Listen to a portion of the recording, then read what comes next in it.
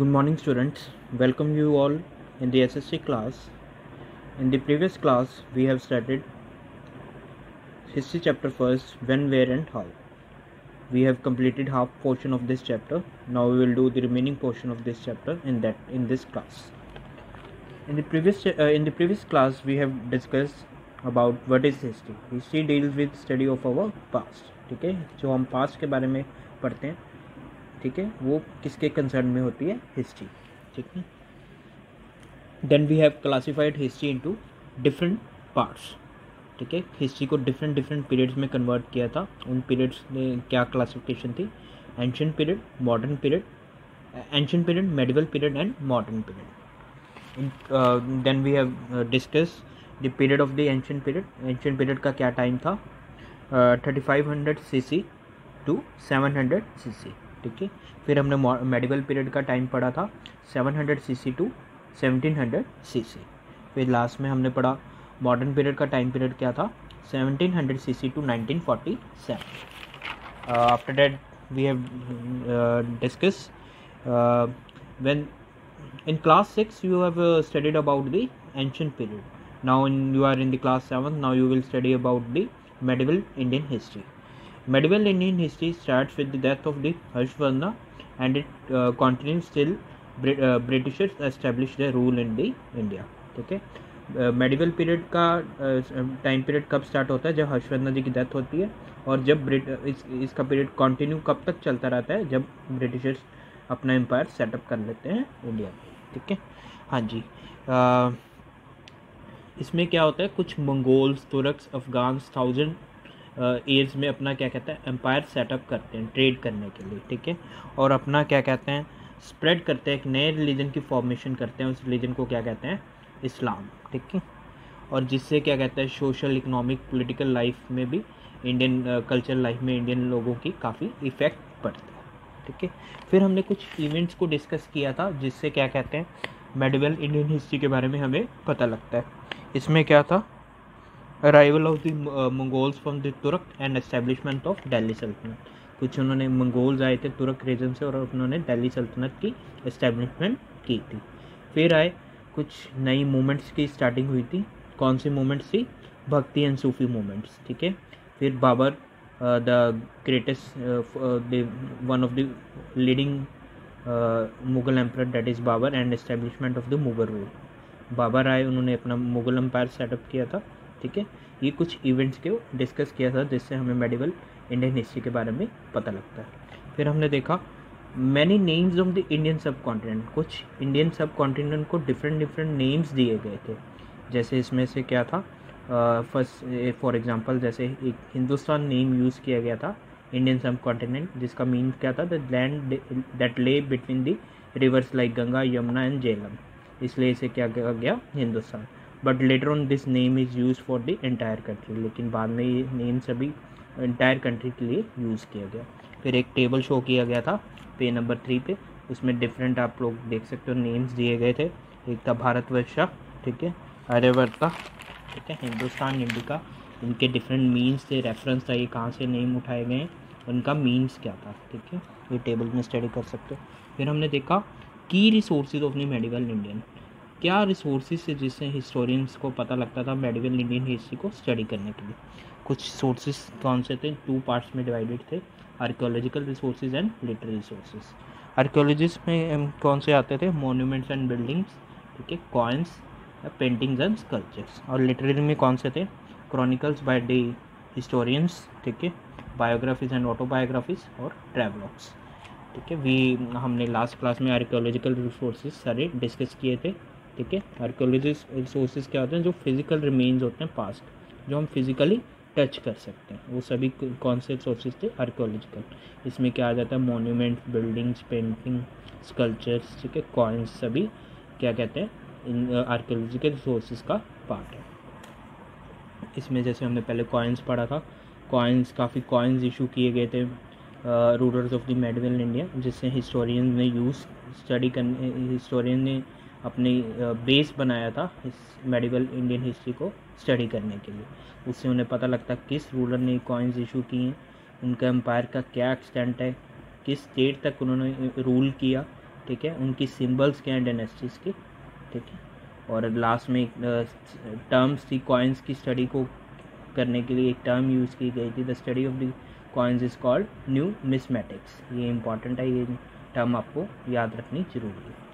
हाँ जी, नेक्स्ट था सेकंड सोर्स आर्कियोलॉजिकल कौन सा था, monuments and building. Monuments and buildings also plays an important archaeologist research for the study of the medieval India. इसमें क्या आ जाते हैं, फोर्ट्स, ठीक है, किले, पैलेसेस, प्लेसेस ऑफ वर्शिप, ठीक है, जिससे मेडिवल इंडियन हिस्ट्री को स्टडी की जा सकती है, जिसमें for example Taj Mahal at Agra, Qutub Minar and Jama Masjid in Delhi, ठीक है, इससे भी हम मेडिवल इंडियन हिस्ट्री को स्टडी कर सकते हैं। एक आप पेज नंबर 4 पे राइट साइड पे पिक शो की गई है किसकी, सॉरी, जामा मस्जिद एट दिल्ली, जिससे हमें क्या कहते हैं मेडिवल इंडियन हिस्ट्री को स्टडी करने में इजी, मतलब को हिस्टोरियंस को मतलब हेल्प मिली ताकि वो मेडिवल इंडियन हिस्ट्री को ईजिली स्टडी कर सके। फिर आते हैं paintings and sculptures. Paintings and sculptures में भी क्या कहते हैं इम्पॉर्टेंट सोर्स था, आर्कियोलॉजिकल सोर्स, ताकि वो लाइफ्स के उस पीरियड में लोगों की किस तरह की लाइफ थी उसे स्टडी करने के लिए, ठीक है। Sculptures are generally made on rocks, woods, bronze metal, ठीक है, जो उनके स्टैचूज वगैरह होते थे जनरली ब्रॉन्ज के मेटल पे, स्टोन्स, पत्थर पे या वुड पे, लकड़ी पे बने होते थे। और यहाँ पे एक नीचे एक पेंटिंग शो की गई है at the bottom on page 4 there is shown the pic Chola bronze statue of Hindu god Shiva. यहाँ पे इससे भी हमें मेडिवल इंडियन हिस्ट्री के बारे में काफ़ी कुछ पता लगता है। हाँ जी, we have studied up to this topic. Now we'll start with the second type of the sources, that is literary sources. During the medieval Indian history, India experienced a significant rise in number of the written records. जब medieval Indian history चल रही तो India ने काफ़ी experience किया था written records की form में, ठीक है। Many of them are lost और डिस्ट्रॉयड, लेकिन जो ये सोर्सेज थे, रिटन रिकॉर्ड्स थे, काफ़ी गुम हो गए, काफ़ी डैमेज या डिस्ट्रॉय कर दिए गए, ठीक है। Some books such as manuscripts, ठीक है, हैंड रिटन डॉक्यूमेंट्स और inscriptions writing on the hard surfaces like rocks, metals, ठीक है, आर स्टिल एग्जिस्ट। कुछ इसमें से जैसे मैन्युस्क्रिप्ट्स होते हैं जो हैंड रिटन डॉक्यूमेंट्स हैं, या इंस्क्रिप्शंस, या किसी मतलब पर्टिकुलर थिंग पे कुछ इंस्क्राइब किया होता है, ठीक है, लिखा होता है, वो अभी भी काफ़ी जगह एग्जिस्ट करते हैं। These texts are written on variety of the materials, ये सभी वैरायटी मटेरियल्स की वैरायटी पे लिखे होते थे, पाम लीव्स पे, रॉक्स पे, बैम्बू ट्रीज पे, ठीक है, और क्लोव्स पे। यहाँ से हमें क्या कहते हैं मेडिवल इंडियन हिस्ट्री को स्टडी करने में काफ़ी ईजी हुआ। Some of the popular literary sources includes chronicles by the court historians, ठीक है। पहले हम पढ़ते हैं chronicles by the court historian। ये क्या होता है, chronicle क्या होता है, chronicle is a written record of the historical event। chronicle एक रिकॉर्ड है जिससे हमें historical events के बारे में पता easily लग सकता है। These chronicles are the rich source of the information for the historians, क्योंकि एक रिकॉर्ड मेंटेन किया होता है कैसे इवेंट्स हुए, किस डेट पे हुए हैं, कब तक हुए हैं, किसने किए, ठीक है, इससे हमें डिटेल में इंफॉर्मेशन मिल सकती है और जो हिस्टोरियंस के लिए काफ़ी हेल्पफुल थी। But these are not reliable source because historians focus only on positive side and ignore the negative sides. लेकिन ये सोर्सेज है रिलायबल नहीं है, भरोसे वाले, या मतलब हमारे लिए इफ़ेक्टिव नहीं है। क्यों? क्योंकि हिस्टोरियन जैसे पॉजिटिव साइड से देखते हैं, नेगेटिव साइड्स उसकी निगलेक्ट कर देते हैं, ठीक है, इसलिए ये सोर्सेज कभी भी भरोसा नहीं किया जा सकता। हाँ जी, see important chronicles of the medieval Indian history, ठीक है, कुछ टेबल में एक मेडिवल इंडियन हिस्ट्री में कुछ क्रॉनिकल शो किए हैं, ये आपको पेज नंबर 5 पे एक टेबल शो किया हुआ है। इसमें देखो फर्स्ट है, कुछ 3-4 नेम्स हैं, विक्रमादित्य चरित्र फर्स्ट नेम है, और ये किसने लिखा था, बिल्हाना, और इसकी लैंग्वेज क्या थी, संस्कृत, और इसका डेट क्या थी, 11th सेंचुरी में लिखा हुआ है। इसमें मेन सब्जेक्ट क्या था, story of the Chalukya king Vikramaditya 6 and Rajendra Chola, इसकी स्टोरीज के बारे में लिखा गया था। ठीक है, ये सिर्फ आप लोगों की नॉलेज के लिए, इसे कोई इतना याद रखना नहीं, अगर कोई शॉर्ट क्वेश्चन वगैरह में या क्या कहते हैं वेरी शॉर्ट में MCQ टाइप में पूछ सकते हैं। सेकंड क्या था, राजतरंगिणी, और इसे किसने लिखा था, कल्हाना, और इसकी लैंग्वेज क्या थी, संस्कृत, और ये भी इसका टाइम पीरियड क्या था, 12th सेंचुरी। और इसकी क्या कहते हैं, इसका मेन सब्जेक्ट क्या था, an historical account of the Kashmir, जो हमें कश्मीर के बारे में नॉलेज मिलती है, किससे मिलती थी, राजतरंगिणी। थर्ड क्या है, पृथ्वीराज रासो, ये थर्ड है। और इसमें क्या है, इसके ऑथर कौन थे, चांद बरदोई, और इसकी लैंग्वेज क्या थी, संस्कृत। ठीक है, इसका टाइम डेट क्या थी, 12th सेंचुरी। और इसमें क्या था, an account of the life of the king Prithviraj Raso. ठीक है, सॉरी पृथ्वीराज चौहान, हमें सभी पृथ्वीराज चौहान की सारी लाइफ के बारे में पृथ्वीराज रासो रिकॉर्ड से, हमें क्रॉनिकल से पता लग सकता है। हाँ जी। फोर्थ क्या था, तरक्की फिरोज शाह। ठीक है, तरक्की फिरोज शाह, और इसके ऑथर कौन थे, ज़ियाउद्दीन बरानी। ठीक है, ज़ियाउद्दीन बरानी इसके ऑथर थे, और ये लिखी किस लैंग्वेज में गई थी, पर्शियन। ठीक है, इसकी टाइम ड्यूरेशन क्या था, डेट क्या थी, 14th सेंचुरी। और इसमें क्या था, हिस्ट्री ऑफ द दिल्ली सल्तनत के बारे में हमें पता लगता था, सब्जेक्ट था ये। और फिफ्थ क्या थी, तज़की फरिश्ता। ठीक है, ये तरक्की फरिश्ता, फिफ्थ वन, और इसे लिखा किसने था, ऑथर कौन थे, फरिश्ता, और इसकी लैंग्वेज क्या थी, पर्शियन, और इसके टाइम ड्यूरेशन डेट क्या थी, 17th सेंचुरी में ये इस डेट में इशू की गई थी। और इससे क्या पता लगता है, हिस्ट्री सब्जेक्ट क्या था, history of the medieval India. अभी सभी हिस्ट्री, अगर मेडिवल इंडियन हिस्ट्री पढ़नी है तो हमें तज़की फरिश्ता से हमें एक क्रॉनिकल से पता लगते हैं। हाँ जी। नेक्स्ट देखो, सेकंड सोर्स क्या है, literary biographies and autobiographies. Biography is an account of the person life written by someone else. अगर हमें किसी पर्सन के बाद दूसरे पर्सन के बारे में लिखना है तो उस चीज़ को जो हम लिखते हैं उससे क्या कहते हैं, biography. Autobiography is the life story written by the person themselves. अगर कोई पर्सन अपने खुद के बारे में कुछ लिखता है, ठीक है, अपनी सभी डिटेल्स देता है, उसे क्या कहते हैं, autobiography. These are important source of the information. ठीक है, ये भी इंपॉर्टेंट सोर्स है किसी हिस्टोरिकल इवेंट्स या कोई मतलब हिस्ट्री को स्टडी करने के लिए। The following table shows the autobiography and biography. ये पेज नंबर 6 पे आप देखोगे, टॉप पे एक टेबल शो की है, इससे हमें क्या कहते हैं, ऑटोबायोग्राफी या बायोग्राफीज की एग्जांपल दी गई हैं। फर्स्ट है फैजुत्ताही फिरोज शाह। ठीक है, एक ये ऑटोबायोग्राफी इस नेम है, और इसके ऑथर कौन थे, फिरोज शाह तुगलक, और ये लैंग्वेज कौन सी यूज है इसमें, पर्शियन, डेट क्या है 14th सेंचुरी। ठीक है, और इस ये क्या, इसका सब्जेक्ट क्या है, autobiography of the Firoz Shah Tughlaq. इसमें ऑटोबायोग्राफी उन्होंने खुद के बारे में अपना डिस्क्रिप्शन दी है। फिर है बाबरनामा, इसके ऑथर कौन थे, बाबर, और ये कौन सी लैंग्वेज में, तुर्की। इसकी डेट क्या है, 16th सेंचुरी। इसमें भी क्या सब्जेक्ट था, autobiography of the Mughal ruler Babar.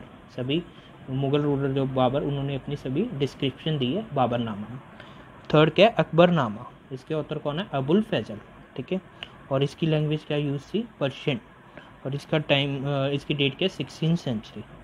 और इसमें ये क्या चीज़ थी, biography of Mughal emperor Akbar. इसमें अकबर ने नहीं अपने बारे में लिखा, अकबर के बारे में अबुल फैजल ने लिखा, इसलिए इसको क्या कहा गया था, बायोग्राफी। ठीक है, हाँ जी। Third literary sources you can see travelogues. ठीक है, ये पेज नंबर 6 पे, several foreign travellers visited India during the क्या कहते हैं, मेडिवल पीरियड में काफ़ी फॉरेन ट्रेवलर्स में इंडिया विजिट किया था एज पिलग्रिम, और क्या कहते हैं, स्टूडेंट्स की फॉर्म में। ठीक है, उन्होंने पिलग्रिम, तीर्थ के स्थान, क्योंकि इंडिया रिलीजियस प्लेस है इसलिए उन्होंने तीर्थ स्थान बना के, तीर्थ बन के, और स्टूडेंट्स की फॉर्म में विजिट किया था। These travelogues have been used to reconstruct the history of the medieval period. उन्होंने ये सभी क्या कहते हैं, ट्रैवलॉग्स ने हिस्ट्री मेडिवल इंडिया की रिक्रिएट करने की भी कोशिश की। ठीक है, they write in detail about the kingdoms they visited and administrative system and the lives of the common people. उन्होंने उन किंगडम्स के बारे में लिखा जिस किंगडम्स को उन्होंने विजिट किया, कैसा एडमिनिस्ट्रेटिव, क्या वहाँ पे कंट्रोलिंग सिस्टम था, कैसे कंट्रोल करते थे, उन लोगों की लाइफ्स के बारे में लिखा जो कॉमन पीपल को उन्होंने देखा, ठीक है, उनके बारे में डिस्क्रिप्शन दी। अब एक टेबल शो किए गए पेज नंबर क्या कहते हैं 6 पे, इसमें हम कुछ एग्जांपल दी गई हैं ट्रैवलॉग्स की। फर्स्ट देखो तज़की ही हिंद, ठीक है, और इसके ऑथर कौन थे, अल ब्रूनी, और ये किस लैंग्वेज में थे, अरेबिक, और इसकी डेट क्या थी 11th सेंचुरी। इसमें इन डेप्थ स्टडी की गई थी लाइफ ऑफ द इंडिया, किस तरह की लाइफ थी इंडिया में, ठीक है। इट इंक्लूड्स, इन्होंने कुछ स्टडी भी और भी स्टडी की थी, साइंस की, मैथमेटिक्स की, रिलीजन की, हिस्ट्री, जोग्राफी, जियोलॉजी, सबकी स्टडी की, ठीक है, तज़की हिंद। सेकंड क्या थी, the travellers of Marco Polo, ठीक है, ट्रैवल जो मार्को पोलो ने इस ट्रैवल किया था उसके बारे में उन्होंने एक ट्रैवल जो मार्को पोलो उन्होंने ट्रैवलॉग लिखा था। इसके ऑथर कौन थे, मार्को पोलो, और इसके किस लैंग्वेज में थे, फ्रेंच में, और इसकी डेट क्या थी 13th सेंचुरी। इसका मेन सब्जेक्ट क्या था, an account of the India as Marco Polo sold. उन्होंने इंडिया के बारे में सब कुछ लिखा था जैसे मार्को पोलो ने अपनी मतलब आंखों से देखा या कि अपने मतलब अपने सोर्सेज यूज़ किए थे उसके बारे में उन्होंने डिटेल में लिखा था। लास्ट देखो, लास्ट ट्रैवलॉग है रहिला, और इसके ऑथर कौन थे, इब्न बतूता, उन्होंने इसके ऑथर इब्न बतूता, और इस किस लैंग्वेज में थी, अरेबिक, और इसका डेट क्या थी 14th सेंचुरी। इसका मेन सब्जेक्ट क्या था, an account of Ibn Battuta travellers the travels to the Islamic world, कैसे इब्न बतूता ने इस्लामिक वर्ल्ड में किस तरह ट्रैवल किया उसके बारे में इन्होंने डिस्क्रिप्शन दी थी। हाँ जी, लास्ट में देखो, historians over the age must depend on this various sources to recreate the history of the medieval India. Historian काफ़ी देर से इन सोर्सेज पे डिपेंड करते थे क्योंकि उन्होंने रिक्रिएट करनी थी मेडिवल, इसलिए इन रिसोर्सेज पे काफ़ी निर्भर थे, डिपेंड करते थे, इसलिए इन सोर्सेज की काफ़ी इंपॉर्टेंस थी उनकी लाइफ में, ठीक है। So with this we have completed this history chapter first, when, where and how. So now I will read the chapter thoroughly, and I will also share with you the question answers and book exercise. Question answer you have to complete on your fair notebook, and book exercise you have to complete on your textbook. If you face any doubt you can ask me anytime.